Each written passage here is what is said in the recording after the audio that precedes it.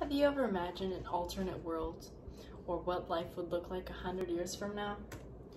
Well, Suzanne Collins had a vision of what the world would look like. She wrote an award-winning trilogy that was shortly after turned into a $2.9 billion three-part movie series of her 3 novels. Let's take a look.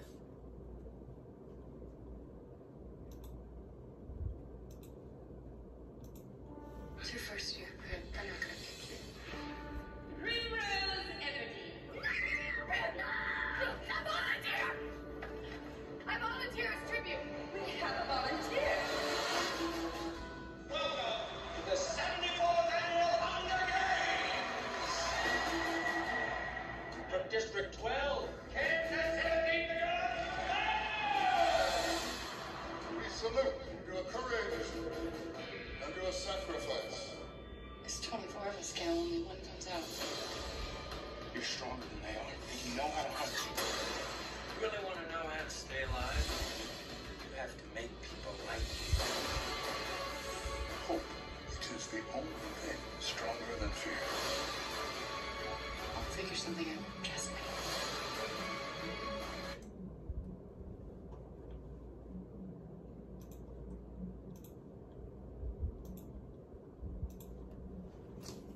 Suzanne Collins had a very post-apocalyptic view of a future world where the youth fights to their death. These novels not only demonstrate a future life, but it also exercises how the Capitol has a political control over their nation, called Panem. The book received critical acclaims from major reviewers and authors. It was praised for its plot and character development. In writing The Hunger Games, Collins looked into Greek mythology, Roman gladiator games, and reality television for theatrical content. This novel won many awards, including the California Young Reader Gold Medal, and was named Publisher Weekly's Best Book of the Year in 2008. The first book in the series is called The Hunger Games, which was released in 2008, followed by Catching Fire in 2009 and Mockingjay in 2010. The film adaptation of the book was directed by Gary Ross and co-written and co-produced by Collins herself, and was released in 2012. Collins' inspiration for The Hunger Games was from watching television. One channel she had observed people competing on a reality television show, and on the other channel was footage from an invasion in Iraq. The idea of The Hunger Games was then born. The 2012 film received high ratings on a 7.2 out of 10 on the IMDb, and 90% of users enjoyed this film. Now, who has ever heard of Jennifer Lawrence? Most people know her from her big break as her role of Katniss Everdeen in The Hunger Games. Little does everybody know that this film was nothing like she had ever done before, like Silver Linings Playbook or even X-Men. This movie also gave Josh Hutcherson a big break, as well as his leading role as Peeta Mellark. This motion picture not only changed the lives of the actors that starred in the film, but also made the audience really think about an alternate reality and that may soon be our true reality and the way of a political system. Now, The Hunger Games is set in a dystopian nation called Panem, which is a North American country consisting of a wealthy capital and 13 districts. Every year, children from the first 12 districts are selected via lottery to participate in a televised battle to the death called The Hunger Games. Now, each district has a different occupation. District 1, luxury goods. 2, rock quarrying. 3, electronic goods manufacturing. 4, fishing. 5, power generation. 6, transportation. 7, lumber. 8, textile. 9, grain. 10, livestock. 11, crops, and 12, coal mining. Now, the drawing of names is called the reaping. This works by having names entered for civilians ages 12 to 18. You become eligible the day you turn 12. This year, you will only have your name entered once. At 13, twice, and so on until you reach the age of 18, at which your name will be in the bowl 7 times. Each of the 12 districts must provide a boy and a girl participant called tributes. The main character, Katniss Everdeen, and her family come from District 12, which is the coal mining district that is the poorest and least populated district.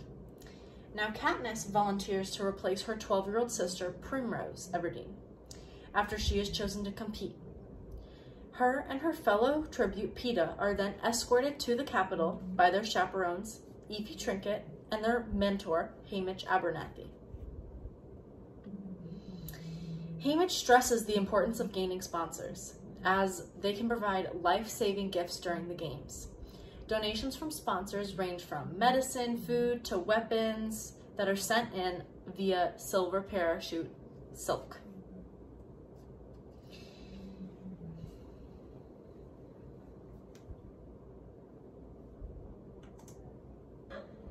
That is mahogany. Look at you. Just killed a placemat. You really want to know how to stay alive? You get people to like you. Oh, not what you were expecting. When you're in the middle of the games and you're starving or freezing, some water, a knife, or even some matches can mean the difference between life and death. Now, Haymitch stresses how Katniss should feign feelings for Peeta in order to gain really wealthy sponsors who can provide crucial supplies to the Starcrest lovers during the games. At the start of the games, Katniss completely ignores Haymitch's advice to grab supplies from around the cornucopia, which is the structure that provides supplies throughout the games and that are replenished. And she barely escapes death from getting her supplies. After 24 tributes die in the initial start, half of the 24 tributes die in the initial start, only 11 survive the first day. A crucial part of the games is when Katniss meets Rue. Now, Rue is a 12-year-old tiny tribute from District 11, the agricultural district. Rue reminds Katniss of her little sister, Prim.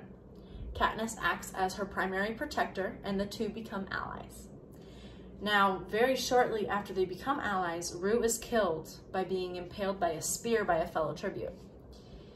Katniss honors Rue's body by covering her with flowers. This act defies the Capitol and challenges the idea that Rue's death was just entertainment for the people watching at home. Now, throughout the deception, allies, and the aggressive fight to the death, Katniss and Peeta become the only two contestants remaining. So the question is, who will be the 74th annual victor of the Hunger Games? Guess you're gonna have to watch and find out. Now that you have been on this incredible journey with us, I have shared the invigorating background and story outline of the film, The Hunger Games. Now, although I have shared some of the surprises and what the storyline holds, this film is full of action, adventure, and science fiction. This film is rated PG and also has very many high box office ratings and reviews from its release. Ollie Richards from Empire stated, "As thrilling and smart as it is terrifying. There have been a number of big gun literary series that have been brought to the big motion picture, but this slays them all." This film overall is jam-packed with twists, turns, and has no dull moments. The Hunger Games will definitely leave you on your toes. And this film has been at the top of my list since the first time I ever saw it. And I highly recommend this film to any film junkie, mostly action film junkies. Now, thank you for everybody that has sat through this and been a part of my film review. And I hope that I've really encouraged you to watch this film and that it gave you a different perspective on the future and post-apocalyptic worlds. In the famous words of Effie Trinket, I send you off. Happy Hunger Games, and may the odds be ever in your favor. Thank you.